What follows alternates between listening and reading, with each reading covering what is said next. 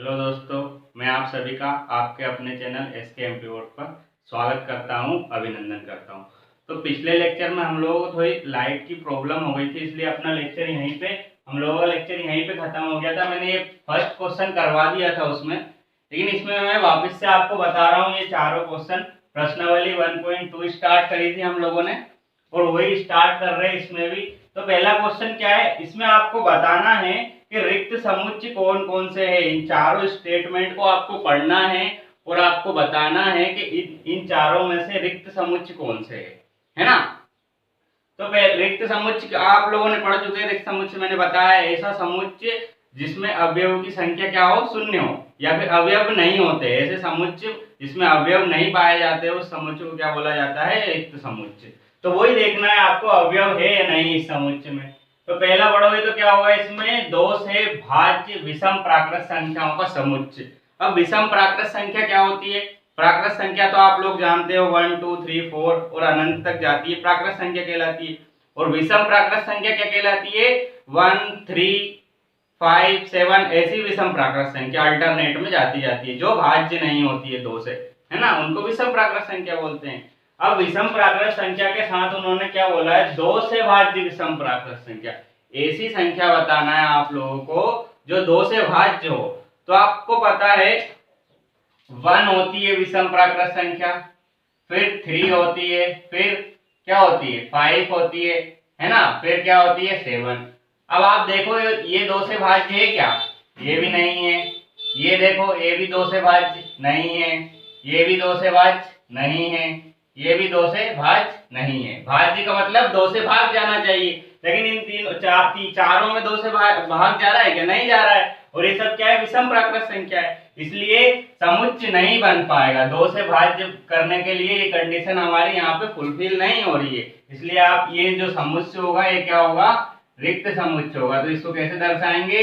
इसमें कोई अवयव नहीं होगा, तो इस प्रकार से लिख सकते हो, या फिर इसी को लिखना हो तो फाई बना दो। तो फाई का मतलब भी क्या होता है, रिक्त समुच्चय होता है। इस प्रकार से भी दर्शाते हैं इसको और इस प्रकार से भी दर्शाते हैं। वो वही पूछा था आप लोगों से कि स्टेटमेंट रिक्त समुच्चय है या नहीं, तो क्या बोलोगे? है भैया, ये वाला, क्योंकि ये क्या एक भी अवयव नहीं आ रहा है इसमें, तो ये है। अब सेकंड क्या बोल रहा है, सम अभाज्य संख्याओं का समुच्चय। आपको क्या बताना है, अभाज्य संख्या बताना है, और वो भी कौन सी, सम अभाज्य संख्या। तो सम संख्या क्या होती है? पहली बात तो वो देखो आप, सम संख्या क्या होती है। सम क्या कौन कौन सी होती है? 2 होती है, 4 होती है, 6 होती है, यही होती है ना। 2 होगी सम संख्या, फिर 4 होगी, फिर क्या होगी 4 के बाद 6 होगी, फिर क्या होगी 8 होगी। अब ये बताओ सम अभाज्य संख्या। अभाज्य का मतलब क्या होता है, ऐसी संख्या जिसमें स्वयं का भाग जाए और एक का भाग जाए, उन संख्याओं को क्या बोला जाता है, अभाज्य संख्या। स्वयं का भाग जाए और एक का भाग जाए, उन संख्याओं को क्या बोला जाता है, अभाज्य संख्या। उसके अलावा किसी और संख्या का भाग नहीं जाना चाहिए। समझ रहे हो बात को? तो यहाँ पे देखो 2 क्या है, 2 में स्वयं का भाग भी चला जाता है और एक का भी भाग। तो 2 क्या है, सम संख्या भी है और अभाज्य संख्या है यहाँ पे। लेकिन 4 देखो, 4 का तो जाएगा लेकिन इसमें 2 का भी चला जाएगा, तो ये क्या है, अभाज्य संख्या नहीं है। 6 में क्या होता है, 3 का चला जाता है, इसलिए ये भी अभाज्य संख्या नहीं है। और 8 में क्या होता है, 4 का भी चला जाता है, 2 का भी चला जाता है। समझ रहे हो? तो ये भी क्या है, अभाज्य संख्या नहीं है। सिर्फ एक अभाज्य संख्या होगी, वो सम भी होगी, क्या होगी, 2। तो इसको आप क्या लिखोगे, ये जो समुच्चय है बी, इसको आप इस प्रकार से लिख सकते हो कि भैया इसमें एक अवयव आ रहा है, दो ऐसा है जो सम भी है और अभाज्य संख्या भी है। सम भी है और अभाज्य संख्या भी है, इसलिए इसमें इस समुच्चय में एक अवयव आ रहा है। तो ये क्या होगा, रिक्त समुच्चय नहीं होगा। आपको बताना रिक्त समुच्चय है या नहीं, तो ये क्या होगा, रिक्त समुच्चय नहीं होगा। ध्यान रखना, क्योंकि इसमें एक अवयव आ रहा है यहाँ पे। थर्ड देखो, थर्ड में क्या बोल रहा है वो, क्या x के सभी समुच्चय के लिए x एक प्राकृत संख्या है। क्या है, x एक प्राकृत संख्या है, और x की लिमिटेशन दे रखी है यहाँ पे कि x क्या होगा। इसका मतलब क्या होता है, मैंने बताया आपको क्या होता है इसका मतलब, x होगा 5 से क्या होगा, कम होगा। x क्या होगा, 5 से कम होगा, और x 7 से ज्यादा होगा। तो आप बताओ यहाँ पे ऐसी कंडीशन हो सकती है क्या भैया? 5 से कम क्या होगा, मतलब 5 से कम का मतलब क्या होगा? वो एक हो सकता है, या फिर 2 हो सकता है, 3 हो सकता है और 4 हो सकता है ना? 1 2 3 4 हो सकता है, 5 से कम तो यही संख्या है हमारे पास और माइनस में होती है ना? लेकिन आपको क्या बताना है? प्राकृत संख्या। तो प्राकृत संख्या 1 से स्टार्ट होती है और अनंत तक जाती है। तो आपको x का मान क्या रखना है? 5 से कम। 5 से कम रखा हमने 1 2 3 4। और दूसरी कंडीशन क्या बोल रहा है वो कि x का मान 7 से ज्यादा होना चाहिए। 7 से ज्यादा क्या हो सकता है? 7 से ज्यादा होगा 8, 9, 10, 11 इस प्रकार से। तो आपको समुच्चय बनाना हो, मान लो मैं इसको C समुच्चय दे दूं, तो आप इसमें अवयव कौन से क्या ये लिखोगे या फिर ये लिखोगे? किस प्रकार के अवयव लिखोगे? तो आपको पता है कि भैया ये 1 2 3 इसके हिसाब से लिखना पड़ेगा हमको, और 8 9 10 11 इसके हिसाब से लिखना पड़ेगा। तो ये भी नहीं आ पाएंगे, क्यों? क्योंकि ये लिखेंगे हम लोग 1 2 3, तो ये वाली कंडीशन क्या गलत हो जाएगी, क्योंकि वो क्या है 7 से कम है और इन्होंने क्या बोला है 7 से बड़ा होना चाहिए। और अगर ये वाले अवयव लिखे तो ये वाली कंडीशन गलत हो जाएगी, क्योंकि इसमें क्या है x का मान 5 से कम है। समझ रहे हो बात को? इसलिए इसमें क्या होगा, कोई अवयव नहीं आएगा और ये क्या होगा, रिक्त समुच्चय होगा। इसको इस प्रकार से भी दर्शाते, तो इसको क्या बोलेंगे भैया कि ये रिक्त समुच्चय है। ये भी रिक्त समुच्चय, ये नहीं है, ये रिक्त समुच्चय है। क्यों? क्योंकि इसमें कोई अवयव नहीं आ रहा है। यहाँ पे दोनों कंडीशन फुलफिल नहीं हो पा रही है। अगर इसमें थोड़ा सा भी वो बोल देता है यहाँ तक कि x की वैल्यू क्या होगी, 8 तक होगी, 8 से कम होगी या फिर 9 से कम होगी, तो उसमें एक अवयव आ जाता है ना, यहाँ पे आ नहीं रहा है। लेकिन अब फोर्थ स्टेटमेंट क्या है कि सभी y के लिए y का समुच्चय y क्या है, किन्हीं दो समांतर रेखाओं का उभयनिष्ठ बिंदु है। उभयनिष्ठ बिंदु क्या होता है? उभयनिष्ठ का मतलब होता है कॉमन बिंदु। दो रेखा खींची आपने, उसमें कॉमन बिंदु मैंने पढ़ाया है 10th क्लास में, आप लोगों ने पढ़ा होगा। 10th क्लास में आप देखते थे प्रतिच्छेदी बिंदु होता है, और फिर प्रतिच्छेदी रेखाएं होती है, समांतर रेखाएं होती है और संपाती रेखाएं होती है। 3 प्रकार की रेखाएं होती है ना।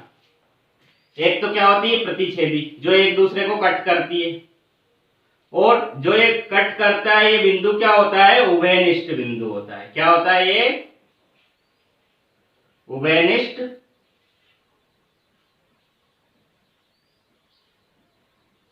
जहां पे दोनों रेखाएं एक दूसरे को कट करती है उस बिंदु को क्या बोला जाता है, उभयनिष्ठ बिंदु।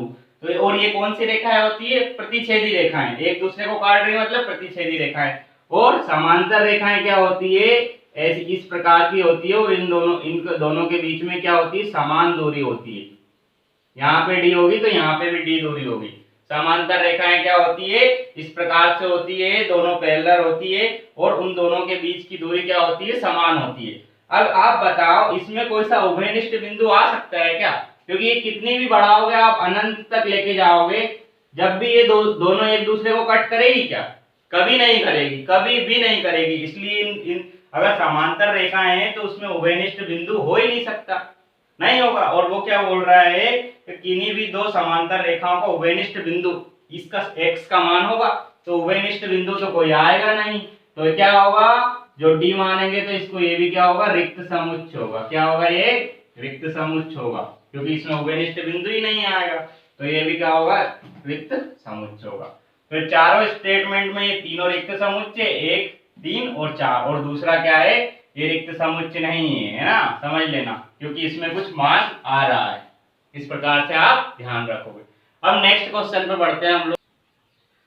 अब देखो सेकंड क्वेश्चन करते हैं। इसमें क्या पूछा है आपसे कि स्टेटमेंट को बताना है आपको कि परिमित समुच्चय है या अपरिमित समुच्चय। तो परिमित समुच्चय और अपरिमित समुच्चय मैंने बताया ऐसे समुच्चय जो जिनकी सीमा हो या खत्म हो जाए, उनको बोले 5 प्राकृत संख्या है। तो हमको पता है ये 5 प्राकृत संख्या 1 से 5 तक स्टार्ट होती है, तो परिमित प्राकृत परिमित है ये समुच्चय।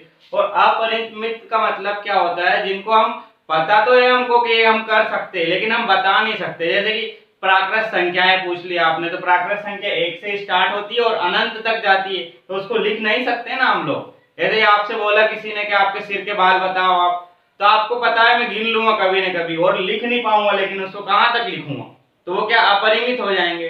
जैसे आसमान में तारा है, तो ये क्या है, अपरिमित समुच्चय। आपसे बोल दिया तारों का समूह, है ना, ऐसा बोल दिया तारों का समूह बताना है, तो ये क्या है, अपरिमित समुच्चय, क्योंकि इसको हम गिन नहीं सकते ना, इनफाइनाइट अनंत तक जाते हैं, अरबों खरबों, कोई पता ही नहीं, उसकी सीमा नहीं है। तो इसी प्रकार आपको बताना है परिमित समुच्चय क्या होता है और अपरिमित समुच्चय कौन से हैं, इन चारों पांचों स्टेटमेंट को पढ़ के तो वही देख रहे हैं हम लोग। पहला क्या है, वर्ष के महीनों का समुच्चय। अब वर्ष के महीने कौन कौन से होते हैं आपको पता है, जनवरी, फरवरी, मार्च, अप्रैल, मई, जून, जुलाई, अगस्त, सितंबर, अक्टूबर, नवंबर, दिसंबर, 12 महीने होते हैं, आपको पता है। आप इजीली बता दोगे हाँ भैया ये परिमित समुच्चय, हम इसको लिख भी सकते हैं और गिन भी सकते हैं। बस तो आप समुच्चय अगर लिखना चाहो तो इस प्रकार लिख दो, ए समुच्चय मान लो इसको, और ऐसे लिखना हो तो जनवरी, फिर फरवरी, मार्च, अप्रैल, मई, डेश डेश डेश, कहां तक, दिसंबर तक चले जाएंगे। ये इस प्रकार से लिख दिया आपने, जनवरी से दिसंबर तक। आपको पता है कि लास्ट में दिसंबर होता है और 12 महीने होते हैं, तो ये क्या है, परिमित समुच्चय। तो इसको लिखना होगा तो क्या लिखोगे आप यहाँ पे, ये क्या है, परिमित समुच्चय, है ना। अब यहाँ पे सेकेंड क्या बोला है, 1, 2, 3, डैश डैश डैश, कोई सीमा नहीं है। अब डैश डैश का मतलब लगा दिया अनंत तक जा रही है, यहीं पे देख लो अनंत तक। और ये क्या है, प्राकृत संख्या है, प्राकृत संख्या है 1, 2, 3 और डैश डैश डैश लगा दिया, इसका मतलब ये कहां तक जा रही है, अनंत तक। तो ये क्या हो जाएगा, अपरिमित समुच्चय।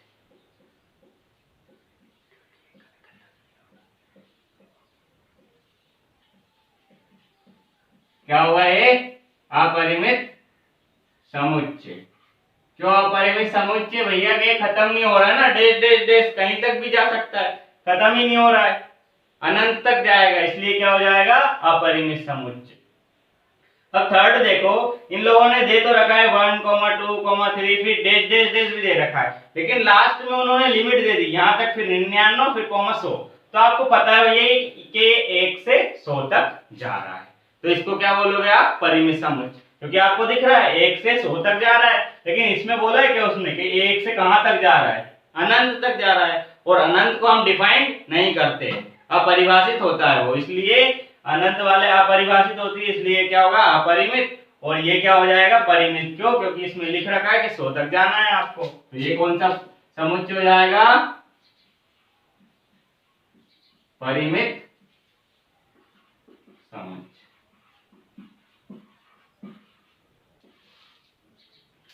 अब इसमें देखो फोर्थ में क्या बोल रहा है, 100 से बड़े धन पूर्णांकों का समुच्चय।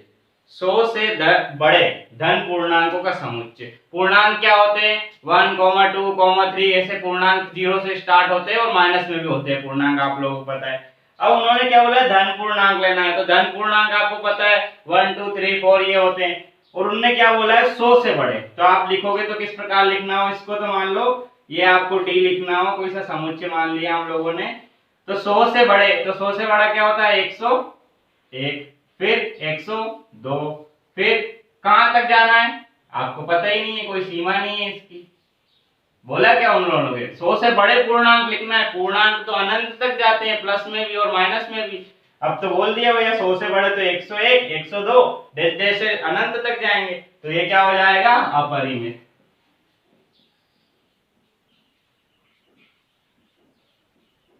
क्या हो जाएगा, अपरिमित समुच्चय, क्योंकि इसका हम लोगों को पता नहीं पड़ रहा है कि कहां तक जा रहा है, अनंत तक जा रहा है, इसलिए आप लिख सकते हो इसको कि अपरिमित समुच्चय होगा।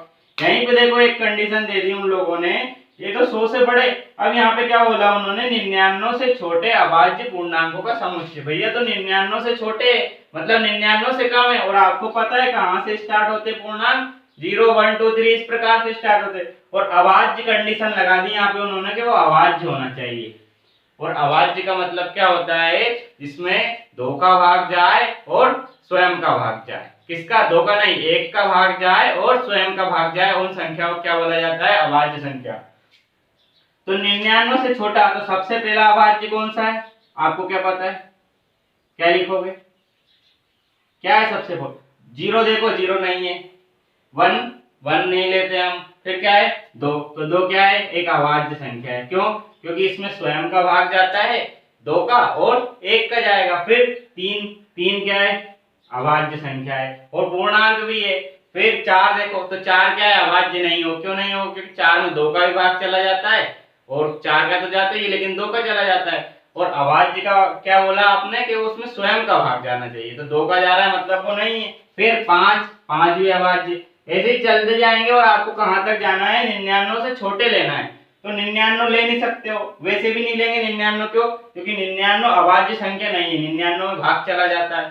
फिर 98 में भी 2 का भाग चला जाता है, आपको पता है। फिर पीछे आएंगे तो 97 में भी चला जाता है, 96 में भी। तो इसी प्रकार से आप लाओगे 87 पे, तो 87 पे भाग नहीं जाता किसी का भी, और कॉमा 89 में भी किसी का भाग नहीं जाता।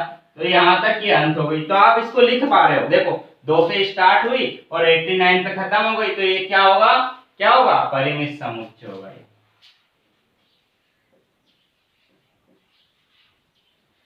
परिमित समुच्चय होगा। यही बताना था आपको कि परिमित समुच्चय है या नहीं है। तो इसको क्यों लिख पा रहे हो आप, क्योंकि ये 2 से स्टार्ट हो रहा है और आपको पता है खत्म कहां पे करना है, 80 से 89 पे। क्यों करना है, क्योंकि उन्होंने बोला है 99 से छोटे लेना है। तो छोटे लेना है तो छोटे तो हम ले सकते, वहीं वो बोल देता ज्यादा लेना है तो ज्यादा तो कहां तक जाता, अनंत तक। समझ रहे हो बात को, अनंत तक जाता है, इसलिए हम उसको नहीं लिख सकते थे, है ना।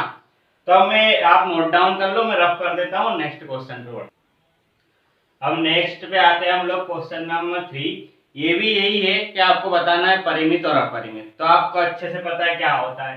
अब आपको बताना है एक्स अक्ष के समांतर रेखाओं का समुच्चय। एक्स अक्ष क्या होता है, एक्स अक्ष आपको पता है, ऐसे आप लोगों ने 10वीं में पढ़ा होगा, ये एक्स अक्ष होता है, ये वाई अक्ष होता है। इस प्रकार से ग्राफ बनाया होगा आप लोगों ने 10वीं में।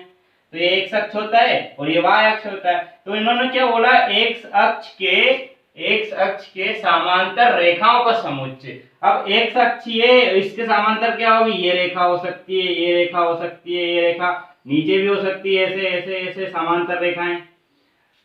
तो समांतर रेखाओं का समुच्चय, तो ये समांतर रेखाएं कितनी हो सकती है, उन्होंने लिमिट दे रखी है क्या, नहीं दे रखी। उन्होंने तो सिर्फ ये बोला है, उन्होंने एक्स अक्ष के समांतर रेखाओं का समुच्चय। तो एक्स अक्ष के समांतर रेखाएं कितनी हो सकती है, अनंत।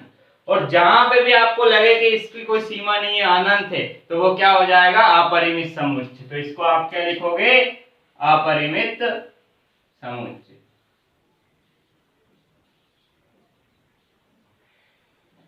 अपरिमित समुच्चय, क्योंकि ये क्या क्या हो रहा है, यहाँ पे अनंत रेखाएं खींची जा सकती है, एक्स अक्ष के समांतर अनंत रेखाएं खींची जा सकती है, इसलिए क्या है, अपरिमित समुच्चय। अब देखो सेकंड क्या है, अंग्रेजी वर्णमाला के अक्षरों का समुच्चय।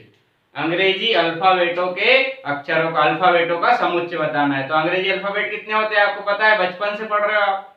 सबसे पहले यही पढ़ाया जाता है, इंग्लिश के नाम से हमको अल्फाबेट पढ़ाए जाते हैं। सबसे पहले ABCD A to Z होता है। कितने होते हैं, A to Z बोला होगा बहुत, लेकिन आपको पता है कितने होते हैं, 26 होते हैं, सबको पता है। तो क्या लिखोगे, समुच्चय लिखना हो तो A, B, C, फिर dash dash dash X, Y, Z। आपको पता है Z तक होता है, इसलिए इसको इस प्रकार से लिख सकते हैं हम लोग, ये B। तो ये क्या होगा, पता है ना हमको, 26 होते हैं, गिन भी सकते हैं, अनंत तो नहीं है। तो ये क्या होगा, परिमित समुच्चय होगा। क्या होगा, परिमित समुच्चय होगा। आगे कौन सा है, थर्ड, उन संख्याओं का समुच्चय जो 5 के गुणज है। ऐसी संख्याओं का समुच्चय बताना है आपको जो क्या है, 5 की गुणज है। तो 5 की गुणज कहां से स्टार्ट होती है, मान लो C कोई समुच्चय है और 5 की गुणज कहां से स्टार्ट होगी, 5 से स्टार्ट होगा, 5 गुणित 1, फिर 10, फिर 15, फिर कहां तक जाओगे, अनंत तक जा सकते हो भैया। 5 का गुणज आपको पता है कि अनंत तक जा सकते हो, कोई सीमा नहीं है इसकी, उन्होंने कोई लिमिटेशन ही नहीं दे रखी आप लोगों को, इसलिए अनंत तक जा सकती है। तो ये क्या होगा, अपरिमित समुच्चय। अपरिमित समुच्चय, समझ रहे हो। 5 के गुणज का मतलब क्या है कि 5 कॉमन आना चाहिए उस संख्या में। तो देखो इसमें 5 गुणित 1 तो 5 इसमें भी है, 5 इसमें है, 5 गुणित 10, 5 गुणित 2 तो 5 इसमें भी है, 5 3 15, 5 इसमें भी है ना 5। तो 5 के गुणज का मतलब यही है कि उस संख्या में 5 आना चाहिए, और गुने में कुछ भी हो उससे कोई मतलब नहीं है, लेकिन उसके गुने में 5 आना चाहिए। अगर हम इन लोगों को तोड़े तो 5 आना चाहिए बस। तो ये तो अनंत होगी ना, उन्होंने ऐसी सीमा नहीं दी भैया, यहाँ से यहाँ तक बाउंड्री वॉल नहीं दी है आपको, तो ये क्या हो जाएगी, अपरिमित समुच्चय हो जाएगा। अब पृथ्वी पर रहने वाले जानवरों का समुच्चय, ये किस प्रकार से आप बताओगे, पृथ्वी पर रहने वाले जानवरों का समुच्चय ये परिमित है कि अपरिमित है? तो आप क्या बताओगे इसके बारे में, क्या बोलोगे आप, परिमित है। क्यों बोलोगे, क्योंकि आपको पता है कि जिस प्रकार व्यक्तियों की जनसंख्या, आपने पता है कि भारत में कितने लोग रहते हैं, जनसंख्या के द्वारा पता है ना आपने, जनगणना होती है, हर 10 साल में जनगणना होती है, और व्यक्ति जनगणना करते हैं और फिर जनसंख्या निकालते हैं कि भैया भारत की जनसंख्या इतनी है, चीन की इतनी है ना, और वो परिमित है, गिन सकते हैं ना, उनको आंकड़ा है उसका कुछ। इसी प्रकार से जानवरों का भी आंकड़ा होता है, वो अनंत नहीं है, ऐसा नहीं है कि हम गिन नहीं सकते, आंकड़ा है उन लोगों का, उनका भी गिन रखा है, लेकिन आप लोगों को पता नहीं है। वो कौन गिनते हैं उन जानवरों का, जो डिस्कवर होते हैं ना, और डिस्कवरी चैनल पे बताते हैं वो लोग, जो उनको पता होता है कि जानवर भैया यहाँ पे इस प्रकार के जानवर पाए जाते हैं, जैसे समुद्र में इतने जीव पाए जाते हैं और इसमें ये वैरायटी होती है, तो ये क्या होगा, परिमित समुच्चय होगा। क्या होगा, ये परिमित समुच्चय होगा। क्यों होगा परिमित, क्योंकि इसको हम गिन सकते हैं। जिस प्रकार से जनसंख्या, आपको लगा हो जनसंख्या तो बहुत है पूरे दुनिया में, लेकिन हम लोगों ने गिनी है ना जनसंख्या कि भैया भारत में इतनी है, चीन में इतनी है, अमेरिका में इतनी है, और टोटल को सम कर दो, टोटल जनसंख्या आ जाएगी, है ना। इसी प्रकार से जानवरों को भी गिन सकते हैं। कौन गिनते हैं, जो डिस्कवर वैज्ञानिक, जिनको खोज करना रहती है, वो सब पूरे जानवरों का पता, लेखा जोखा रखते हैं, है ना। तो ये क्या हो जाएगा, परिमित। अब इसके आगे क्या है, मूल, पांचवा है मूल बिंदु 0 0 से होकर जाने वाले वृत्त। मूल बिंदु 0 0 क्या होता है, एक पॉइंट है जिसमें 0,0 यहाँ पे इस एक्सिस पे, मान लो ये एक्स और वाई एक्सिस है, तो ये क्या होता है, 0 0 होता है ना, आपको पता है 0,0।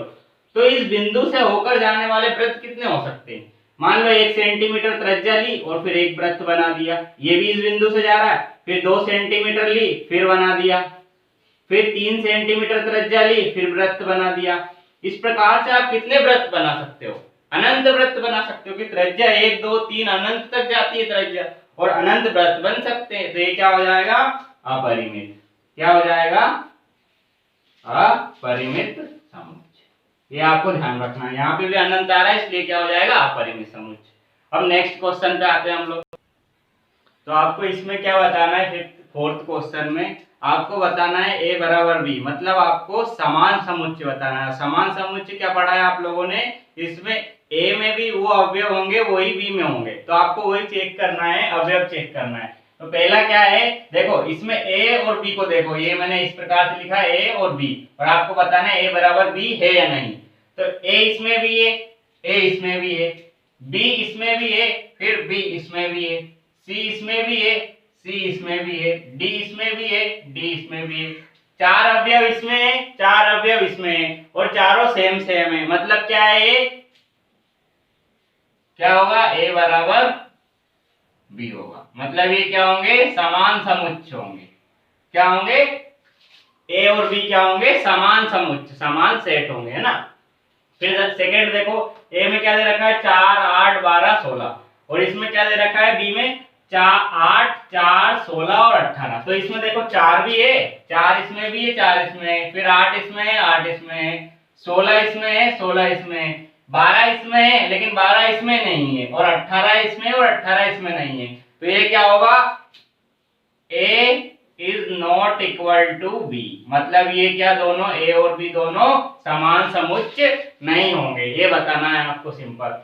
अब देखो यहाँ पे ए तो दे रखा है उन्होंने रोस्टर रूप 2 4 6 8 10, और बी क्या दे रखा है, समुच्चय निर्माण रूप। तो इसको रोस्टर में चेंज करना पड़ेगा, जब तो पता लगा पाओगे आप। तो किस प्रकार लिखोगे आप, इसको पढ़ो, क्या है ये, x का सभी x का समुच्चय, x क्या है, सम धन पूर्णांक है। क्या है, सम धन पूर्णांक, पूर्णांक है लेकिन सम है, तो सम कहां से स्टार्ट होते हैं, 2 से, और 4 फिर 6 फिर 8 और फिर 10। 10 क्यों लिया, क्योंकि उन्होंने लिमिट दे रखी है। देखो भैया, x का मान 10 के बराबर या 10 से बड़ा, 10 से क्या होगा, छोटा होगा, बड़ा नहीं छोटा होगा। x का मान 10 के बराबर 10 से छोटा होगा, तो ये 10 तक लेंगे। ये मैंने अच्छे से पढ़ाया है आपको। तो ए और बी देखो, अब 2 इसमें भी है, 2 इसमें है, 4 भी है, 6 भी है और 8 भी है यहाँ पे और 10 भी है और सेम इतने ही है। मतलब क्या होगा, ए बराबर बी होगा। ये ध्यान रखना है। मतलब ये भी क्या है, समान समुच्चय, ये भी समान, ये समान नहीं है और ये समान है। फोर्थ क्वेश्चन क्या है, इसमें देखो ये रोस्टर रूप दे रखा है और ये समुच्चय निर्माण रूप। तो इसको क्या करो आप, रोस्टर रूप में चेंज करो, जब तो पता लगा पाओगे। तो ए बराबर क्या है, क्या दे रखा है, सभी x का समुच्चय, जहां x क्या है, संख्या 10 का एक गुणज है। अभी आप लोगों ने पढ़ा 5 का गुणज के लिए क्या होता है, 5 होना चाहिए उसमें, और 10 के गुणज के लिए 10 होना चाहिए। तो सिंपल लिखो 10, फिर कोमा 20, फिर कोमा 30, फिर कोमा 40, फिर डैश डैश डैश, इस प्रकार से जाएगी। क्यों, क्योंकि देखो 10 को 10 गुणित 1 लिख सकते हो और 20 को क्या लिखोगे, 20 को क्या लिखोगे, 10 गुणित 2 लिखोगे और 30 को क्या लिखोगे, 10 गुणित 3 लिखोगे। तो ये 10 भी 10 का गुणज है, 20 भी है, 30 भी है 10 का गुणज, इस प्रकार से लिखोगे। और यहाँ पे देखो बी ए, देखो अब मिलाओ दोनों बराबर है या नहीं। तो 10 इसमें है, 10 इसमें भी है, 20 इसमें है लेकिन 20 इसमें भी है, चलो 30 इसमें है, 30 इसमें भी है, 40 इसमें है, 40 उसमें भी होगा। लेकिन देखो इसमें 15 है और इसमें 15 नहीं है, समझो बात। तो इसमें 15 है, इसमें 15 नहीं है, मतलब ये अवयव बराबर नहीं होंगे। मतलब क्या होगा, A is not equal to B, मतलब ये क्या होगा, समान समुच्चय नहीं होगा। ये ध्यान रखना है आपको। तो ये नोट डाउन कर लो। अब इसके आगे हम 5th क्वेश्चन पे बढ़ते हैं। अब देखो 5th क्वेश्चन में भी आपको क्या बताना है, समान समुच्चय ए और बी दे रखा है, इनको चेक करना है आपको समान समुच्चय है या नहीं। तो ए देखो 2,3 दे रखा है और बी में क्या बोला है कि सभी x का समुच्चय जहां x समीकरण x² + 5x + 6 का एक हल है। तो हल निकालना आपने कक्षा 10वीं में अच्छे से पढ़ा है। क्या करना पड़ता है, ये कोई सा समीकरण है, मान लो x² + 5x + 6 = 0। तो इसको किस प्रकार लिख सकते हो आप, x² + 3x प्लस इसको लिख दिया 2x + 6, ये 5 को तोड़ लिया, 3x + 2x लिख दिया। अब यहाँ से x कॉमन ले लिया तो x + 3 और प्लस का यहाँ पे क्या ले लिया, 2 कॉमन ले लिया तो x + 3 = 0। और यहाँ पूरे में से क्या ले लिया, x + 3 कॉमन ले लिया तो क्या बचा, x + 2 बचा और = 0। तो x + 3 = 0 हो जाएगा। तो x का मान क्या हो जाएगा, -3, क्या हो जाएगा, -3। और यहाँ पे x + 2 = 0, तो x का मान क्या हो जाएगा, -2, है ना। x का मान क्या हो जाएगा, -2। तो इस ये दो आपके समीकरण के हल हो गए। अब इसको समुच्चय में कैसे लिखोगे आप, b बराबर क्या लिखोगे, ये कॉलम लगा के क्या लिखोगे, -3, -2। और a और b को देखो तो a में क्या है, 2 है और इसमें क्या है, -3, 2 भी है, माइनस का है। तो ये दोनों क्या होगा, बराबर नहीं है। a is not equal to b। क्यों नहीं है बराबर, क्योंकि इसमें माइनस वाली वैल्यू आ रही है, इसमें प्लस वाली वैल्यू तो सेम है लेकिन माइनस प्लस का अंतर है, ये ध्यान रखना है। ये दोनों क्या है, नहीं है। तो ये वाला क्या होगा, समान समुच्चय नहीं होगा। अब इसमें आगे बढ़ते हैं। इसमें भी आपको इसका क्या, रोस्टर रूप लिखना पड़ेगा। तो रोस्टर रूप लिखने के लिए क्या करना पड़ता है, लिखो f फिर कॉमा o कॉमा l, फिर l नहीं लेंगे, o भी नहीं लेंगे, w लेंगे, ये हो गया। फिर इसका रोस्टर रूप लिखोगे तो किस प्रकार लिखोगे, b इक्वल टू, ये भी ये सेम यही लिखा जाएगा, w comma o comma l comma f। क्यों, क्योंकि ये चारों अलग अलग शब्द है, चारों यार है। और इसमें l डबल बार आ रहा था तो एक बार ले लिया, o डबल बार आ रहा था तो o को एक बार ले लिया, यही करना है। अब दोनों को चेक करो आप, इसमें f है, इसमें भी f है, इसमें o है, इसमें भी o है, इसमें l है, इसमें भी l है, इसमें w है, इसमें भी w है। मतलब आप क्या लिखोगे, a बराबर b। मतलब क्या है इसका, कि ये समुच्चय कौन सा है, समान समुच्चय है। अब आगे बढ़ते हैं 6th क्वेश्चन पे। अब आपको क्या बताना है, 6th क्वेश्चन लास्ट क्वेश्चन है। इसमें बताना है समान समुच्चय ढूंढना है। इतने सारे समुच्चय दे रखे, इन सभी में से समान समुच्चय ढूंढना है आपको। तो सबसे पहले ए देखो, ए क्या है, 2, 4, 8, 12। अब ए बराबर कोई सा दिख रहा है क्या आपको? 2 से स्टार्ट, ये 2 से है लेकिन इसमें 4 है और 8 नहीं है, तो ये तो होगा नहीं। फिर इसमें 2 नहीं है, ये भी नहीं होगा। इसमें 2 है, इसमें 4 है लेकिन इसमें 8 नहीं है, तो ये भी नहीं होगा। फिर इसमें 2 नहीं है, इसमें भी 2 नहीं है, इसमें भी 2 नहीं है, इसमें भी नहीं है, मतलब ए के बराबर कोई सा नहीं है, ए को छोड़ दो।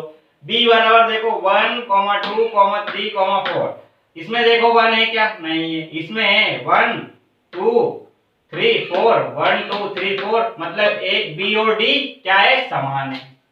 बी बराबर डी ऐसा लिख सकते हो आप।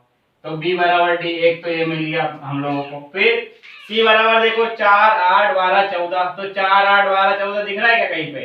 4, 8 इसमें, 4, 8 इसमें, 12 भी इसमें, लेकिन इसमें 14 है, इसमें 14 नहीं है, तो ये दोनों बराबर नहीं होंगे। फिर यहाँ पे नीचे कोई सा है नहीं, सी को छोड़ो। डी के बराबर हम लोगों ने लिख ही दिया कि डी के बराबर बी है, ये भी छोड़ो। ई बराबर देखो -1, 1। अब -1 देखो कहाँ पे है? -1 इसमें है और 1 है, तो ई और जी दोनों क्या हो जाएंगे? बराबर। ई बराबर जी हो जाएगा, क्योंकि ये दोनों बराबर है। इसमें भी -1 और 1 है और इसमें भी 1 और -1 है, ये दोनों हो गए। एफ को देखो 0, ए है, ये क्या है? स्मॉल है, 0, ए। तो 0 तो इसमें भी है लेकिन इसमें ए नहीं है, इसमें 1 है। और 0 किसमें है? और 0 किसी में नहीं है, ये भी नहीं होगा। 0, 1 नहीं है। सिर्फ ये दोनों ये होंगे चारों। एक तो क्या होगा? बी डी के बराबर होगा और डी बी के बराबर बोल सकते हो। और क्या होगा? ई जी के बराबर और जी ई के बराबर। ये इतने सारे सेट में से, ये समुच्चय में से बी डी के बराबर और ई जी के बराबर, यही बताना है आपको कि कौन सा किसके बराबर है, समान समुच्चय छांटना है। तो ये प्रश्नावली हम लोगों की यहाँ पे खत्म होती है। 1.2 खत्म हो गई हम लोगों की। अब 1.3 स्टार्ट करेंगे। तो अब ये लेक्चर आप लोगों को यहीं पे खत्म करना है। अगला लेक्चर नेक्स्ट लेक्चर में बनाएंगे, है ना। तो आपको क्या करना है? वीडियो अगर पसंद आया है तो लाइक करना है और हमारे चैनल को सब्सक्राइब करना है ताकि लेटेस्ट वीडियो आप तक पहुंच सके, है ना। और आपको क्या करना है? आपके जितने भी दोस्त हो जो भी पढ़ना चाहते हैं उनको आप अगर बोल सको तो आपको ये वीडियो शेयर करना है ना। धन्यवाद दोस्तों, बाय।